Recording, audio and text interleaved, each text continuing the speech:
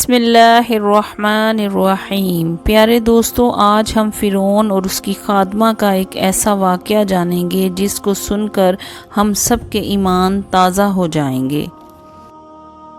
حضور اکرم صلی اللہ علیہ وآلہ وسلم شب معراج میں بیت المقدس کی طرف جاتے ہوئے مصر کے قریب ایک مقام سے گزرے تو انہیں نہایت ہی اعلیٰ اور زبردست خوشبو آنے لگی۔ آپ صلی اللہ علیہ وآلہ وسلم نے حضرت جبرائیل علیہ السلام سے پوچھا کہ یہ خوشبو کیسی ہے؟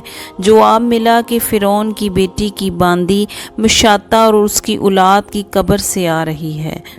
پھر حضرت جبرائیل علیہ السلام نے اس کا قصہ بیان کیا کہ مشاطہ فرعون کی بیٹی کی خادمہ تھی اور وہ خفیہ طور پر اسلام لا چکی تھی۔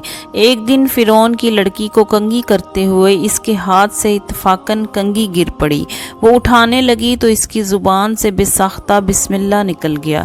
اس پر شہزادی نے کہا، تو نے آج عجیب کلمہ بولا، رب تو میرے باپ فرعون ہی ہیں، تو پھر تم نے یہ کس کا نام لیا ہے؟ اس نے جواب دیا، فرعون رب نہیں بلکہ رب وہ اللہ ہے جو مجھے اور تجھے اور خود فرعون کو روزی دیتا ہے۔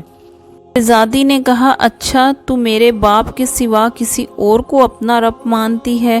اس نے جواب دیا، ہاں ہاں، میرا، تیرا اور تیرے باپ سب کا رب اللہ تعالیٰ ہی ہے۔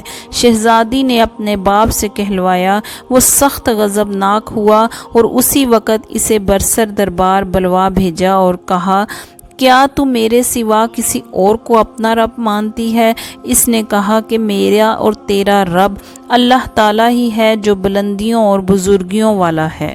فرعون نے اسی وقت حکم دیا کہ تانبے کی جو گائے بنی ہوئی ہے اس کو خوب تپایا جائے اور جب بالکل آگ جیسی ہو جائے تو اس کے بچوں کو ایک ایک کر کے اس میں ڈال دیا جائے، آخر میں خود اسے بھی اسی میں ڈال دیا جائے۔